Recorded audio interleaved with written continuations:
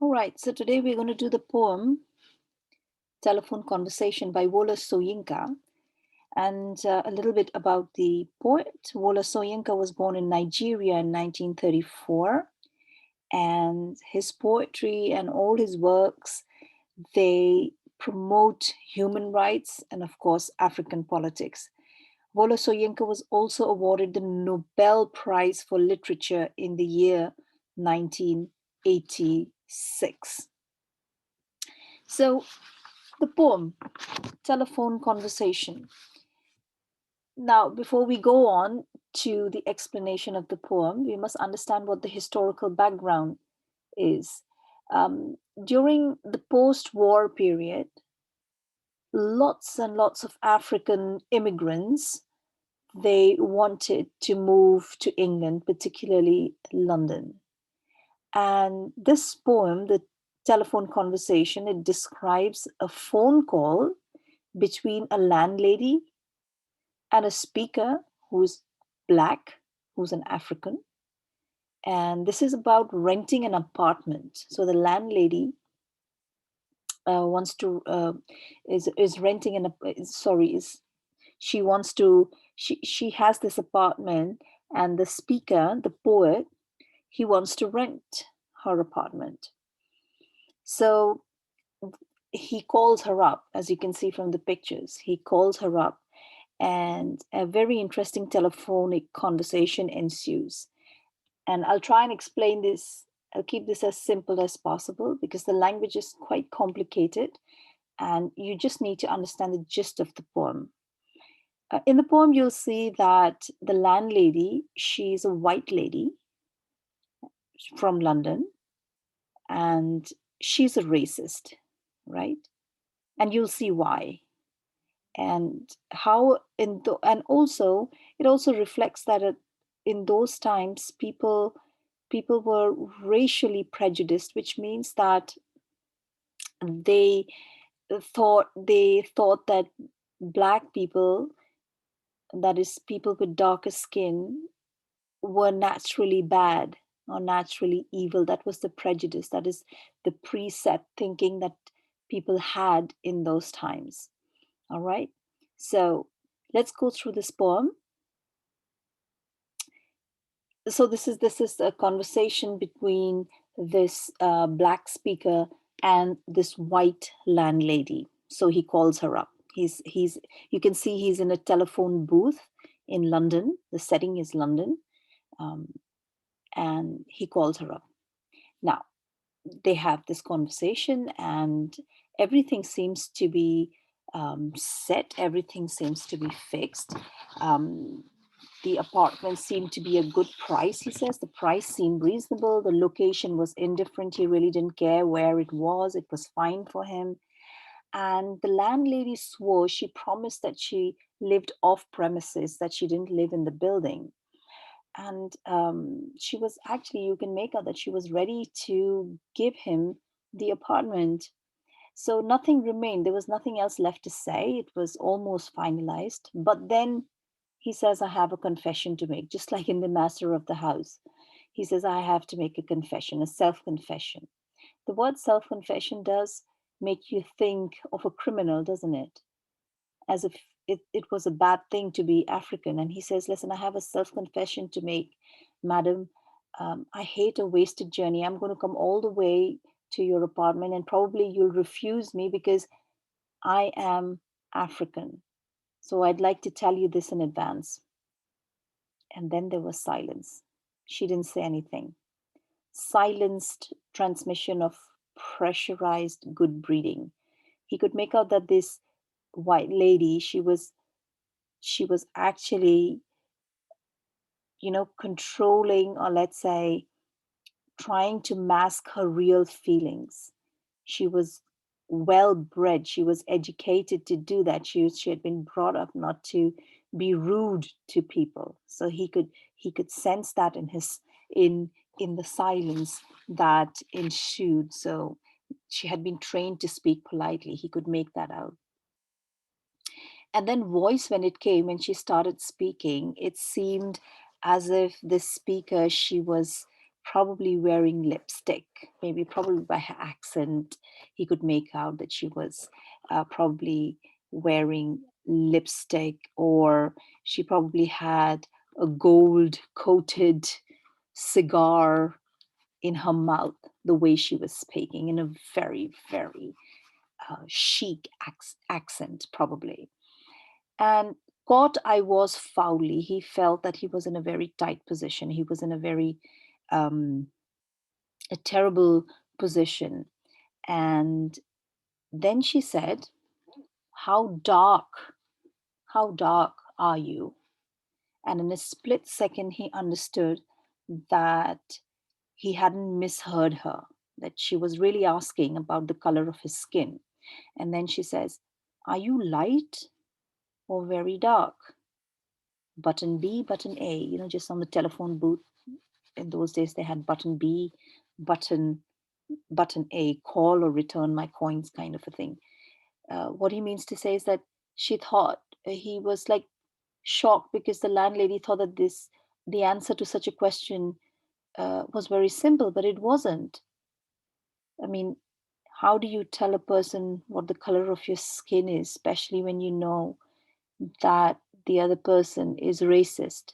So he says she was asking me to choose, he says, as if it was as simple as choosing between button A and button B on the telephone booth. He says, I could smell a stench of rancid breath of public hide and speak. So she was speaking very politely, public hide and speak, hide. She was hiding her true feelings, but he could make out that her feelings were rancid. They were really smelling. That's what figuratively he means to say. He can't smell her breath, of course, but he could understand that she was racist. And he was really shocked and surprised. And so he just looks around where he is. He takes stock of his surroundings, and he sees a red phone booth where he is, a red pillar box that was a mailbox where you put your letters in. And he sees a red tired omnibus, that is a double decker bus, squelching the tar, that is making a squishing sound as it probably drove over um, the road, right, the tar road. He was just looking at all of it. Red has a significance. Red is a more superior color, right? So he could make out the racism in everything that he saw there, feeling inferior to him, feeling inferior. And then it was real, he says it was real. So this kind of thing actually happens, he says. He thinks then, oh, it really happens. Now, shamed by ill mannered silence, surrender pushed dumbfoundment to beg simplification.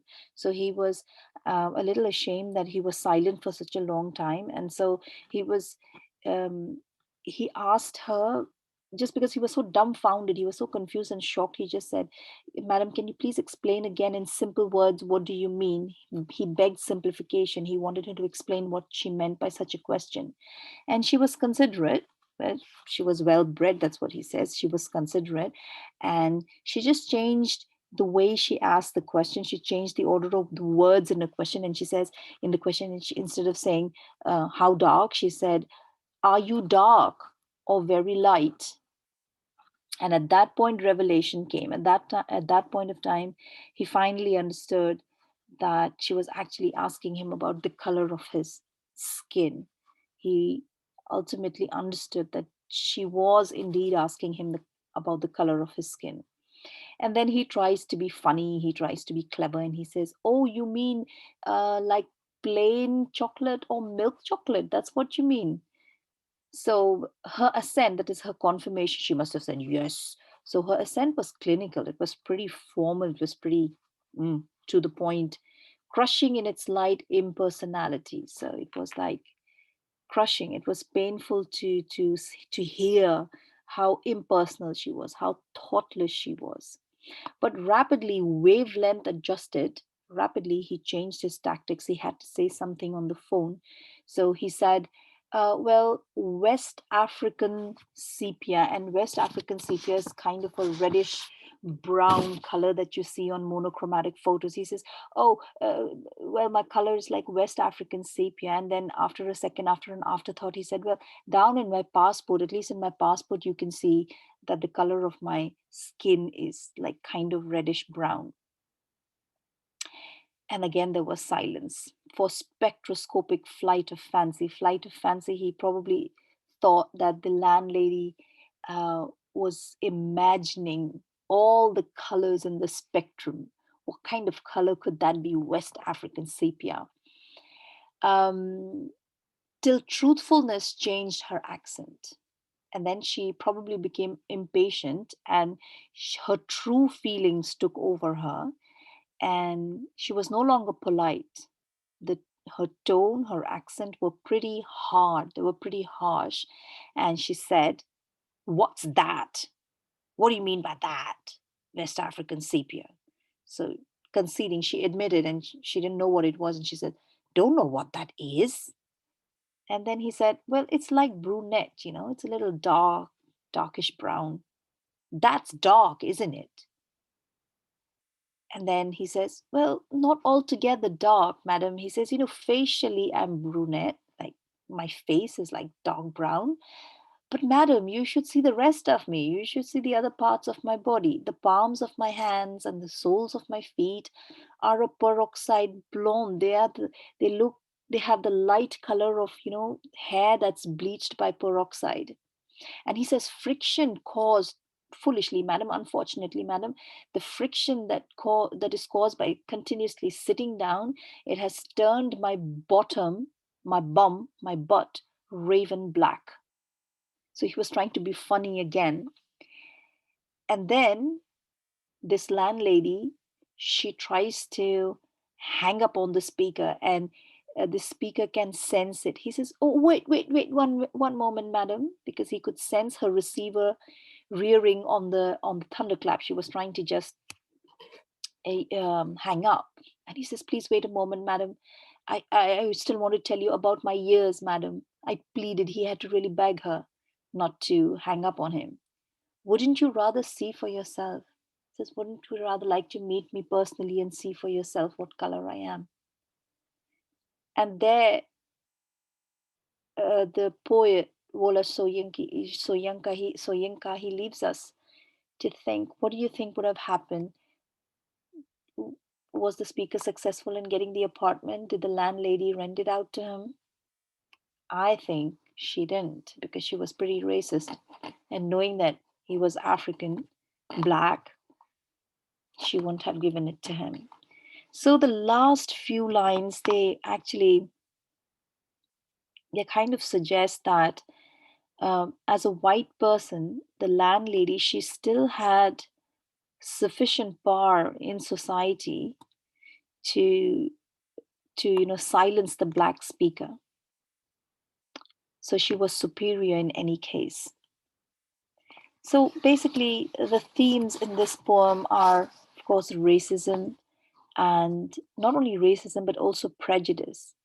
How people used to connect a color to someone's character, someone's race, someone's identity, and make it, race and identity are such complex things. It's not as simple as pushing button A and button B.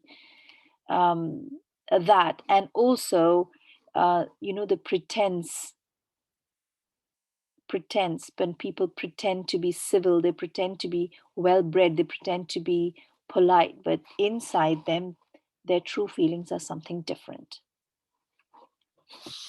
That's all that you need to know about this poem. Should you have questions, you can leave comments for me.